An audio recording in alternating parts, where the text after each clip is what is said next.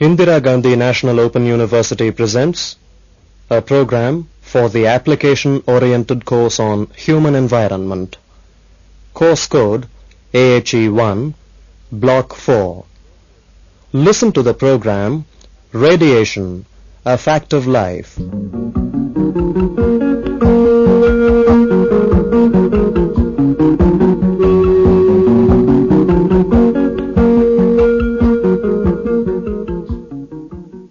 Human beings have always been subjected to natural radiation. We have been exposed to radiation from the sun and outer space. Naturally occurring radioactive materials are present in the earth, in the buildings we live in, and in the food and water we consume. However, the levels of this natural or background radiation varies from place to place. In Unit 15 of Block 4 of the course on human environment, you have read about the various kinds of radiations and their effects on the human body. Our aim in this program is to discuss the uses of radiation in an objective way. The use of radiation has become a part of modern life. So, in addition to natural radiation, we are exposed to sources of radiation that we ourselves create. For example, X-rays, fallout during nuclear explosive testing, and radioactive materials released by nuclear power plants. In India, we have 7 nuclear power units, 2 each at Tarapur, Kalpakkam, Rawatbhata, and 1 at Narora. Now, because of the risks involved, the use of nuclear energy has become a social issue. So, we asked Mr. Mahendra Singh, who represented Rawatbhata area in the 9th Lok Sabha, about his opinion on this issue.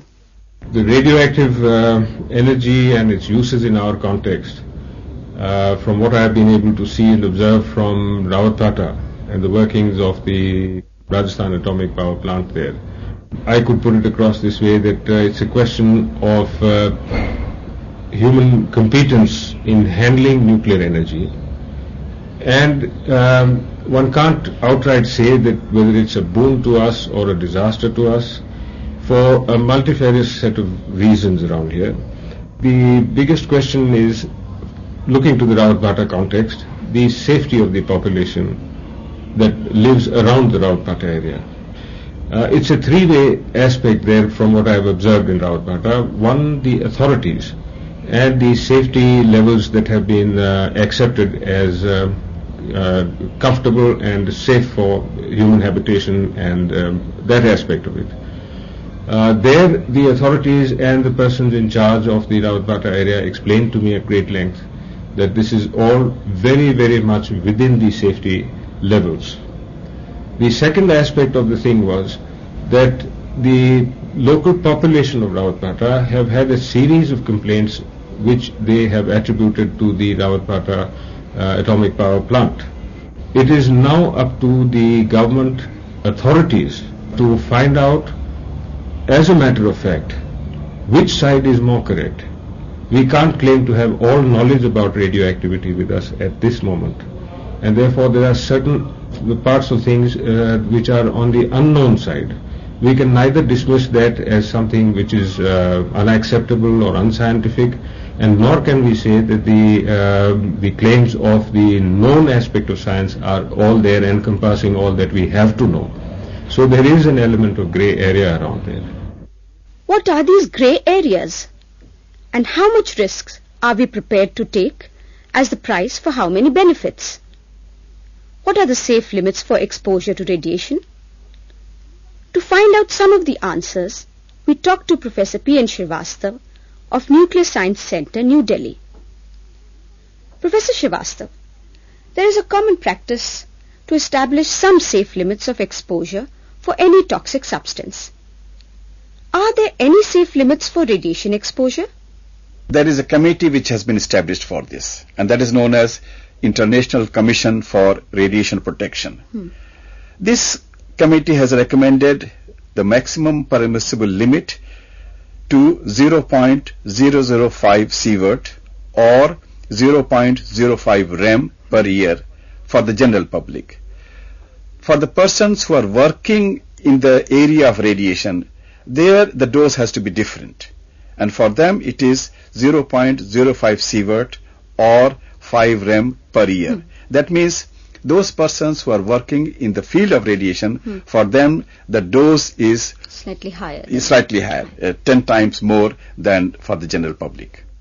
Most of us associate radiation with the devastation of Nagasaki or the fear of a nuclear war. Now, only a few of us associate radiations with any peaceful uses. Could you tell us some uses of radiation that have been beneficial in our everyday life? There are innumerable uses of radiation. The most common is the X-rays. We are aware of its use in the detection of many diseases. Very common is tuberculosis or the fracture of bones, etc.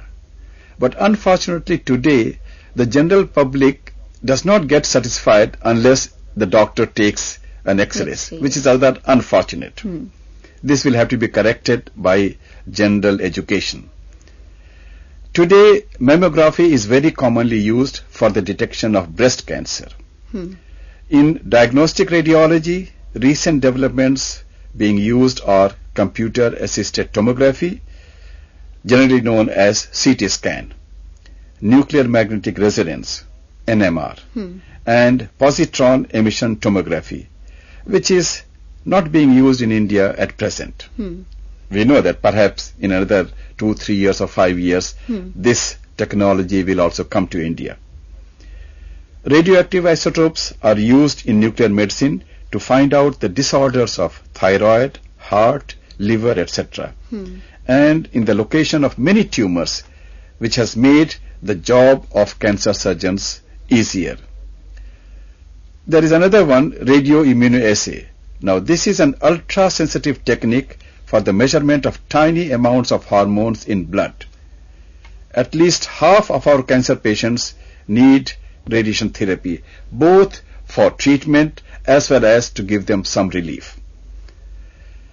Besides medical uses, you will find that radiation is being used in plant breeding, sterilization of medical supplies, preservation of food, insect control, etc. Nuclear power plants are being used for the generation of electricity. Let us compare the two. You will find that for the production of 1000 megawatt of electricity, we need 2 million tons of coal. Whereas for the production of same amount of electricity, we will need only 175 tons of uranium. As I have said earlier, we have about 7 nuclear power units in India. But after the Chernobyl disaster, seeing the great risks involved, one wonders, do we really need nuclear energy for generating electricity? What is your opinion about this? Very frankly, if you ask me as a radiation biologist, I will say that if you can produce electricity from any source other than nuclear power, please go ahead. But unfortunately, at present, there does not seem to be any other viable alternative. Solar power, wind power, geothermal power, etc. have their own tremendous limitations. Similarly, hydroelectric power and energy from fossil fuels also have their limitations and are not without problems and risks, especially environmental pollution. Risks are involved with all our activities, and so are with nuclear power production. Chernobyl and a similar accident, not similar but much less than Chernobyl, 3 Mile Island accidents are very unfortunate, and we must learn from our mistakes to prevent them. It's a very good thing that immediately after Chernobyl accident, our former Prime Minister, late Rajiv Gandhi, had called for a meeting of the experts for a technical presentation to apprise him the safety measures adopted in our nuclear power plants. He also wanted to know how well are we prepared to meet the challenges of such an accident if unfortunately it occurs in India. So you see that people are careful. you will be aware of the fact that when coal was first burnt in large quantities to produce power, no committee was formed to determine its effects. Similarly, when pesticides were first introduced, scarcely any thoughts were given to the possible deleterious effects which we know today. But since radiation in reality came in public knowledge after devastations caused by Hiroshima and Nagasaki, committees like United Nations Scientific Committee on Effect of Atomic Radiation, United States Scientific Committee of Biological Effects of Ionizing Radiation, International Commission on Radiation Protection to take care of hazards produced by radiations and nuclear power productions came into existence. Radiation associated with the generation of nuclear power is very carefully regulated by appropriate governmental agencies, both national and international. However, in public, you will find that there is a strange paradox. Most of us are willing to accept one level of risk with one type of hazard and very different from another type of hazard like nuclear energy. We will have to take a balanced view of risks and benefits. Hazards are associated with the radiations and nuclear power production, but they are really small. Still, they cannot and they should not be ignored. At the same time, the substantial benefits which result from harnessing the peaceful uses of atom, both in industry and medicine, will have to be appreciated and taken advantage of.